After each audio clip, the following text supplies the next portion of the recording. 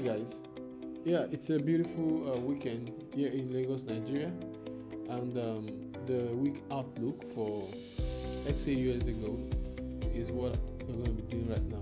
So we're going to be doing the analysis on the 4 hours time frame. So understanding your technical analysis will actually go a long way in being successful in the financial world. And having understood this, so it makes our work much more easier.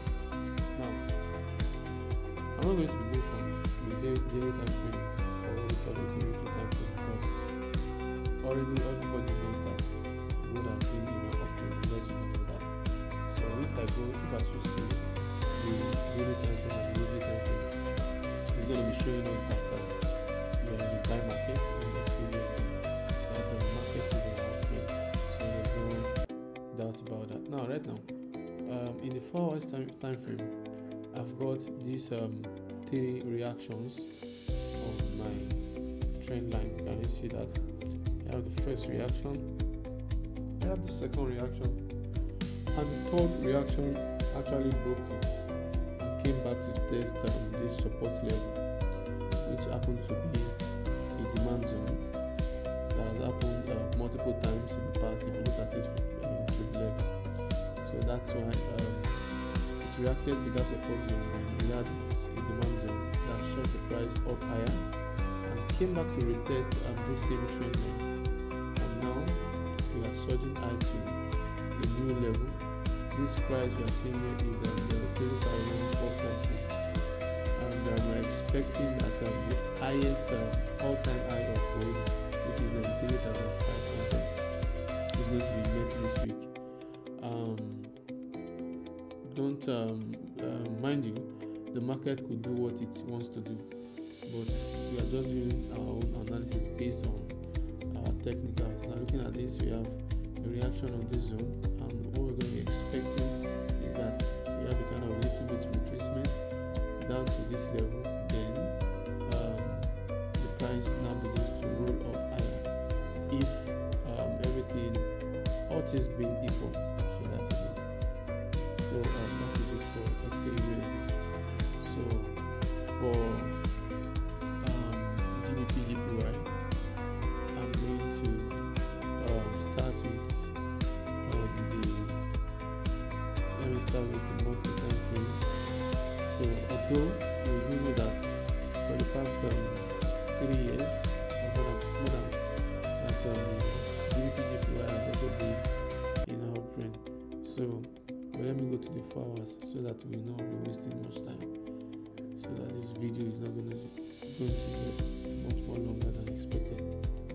So being in the 4 hours time frame, we want to see the overall direction of what the market is going to do, as the case may be. We want to see what the market is going to do. So I'm going to be analyzing GBPJPY, CHF JPY.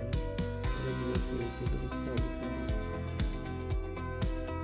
with Euro JPY. Euro JPY.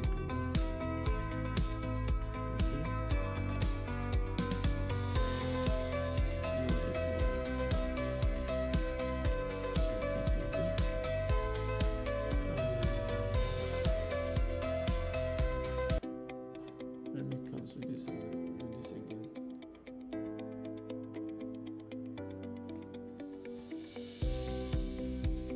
So Euro JPY. So now we go to GBPJPY as a case may be.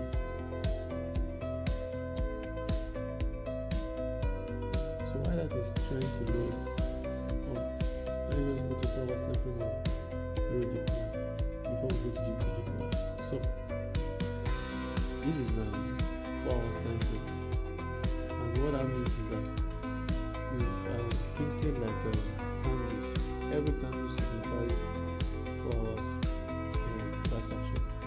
So as the case may be, we already have a resistance zone in the 4 hours time frame and a support zone in the 4 hours time frame. And don't forget that if we already have a trend line don't need at the moment. So let's just limit our horoscope to the 4 hours time frame. So now, looking at this, now we are expecting that this price gives us a reaction here, which it is already doing at the moment. Can you see? So what we're going to do is that, now how do I come about this? Now if I move to the higher time frame, let me just say 1 week, weekly time frame. So I'm going to go to the weekly time frame because you already know that it's an uptrend. Now don't forget that this is Euro GBPJPY. Now in my weekly time frame, I'm in the range, as you can see. So what I'm expecting is that there's going to be a reaction on this resistance zone.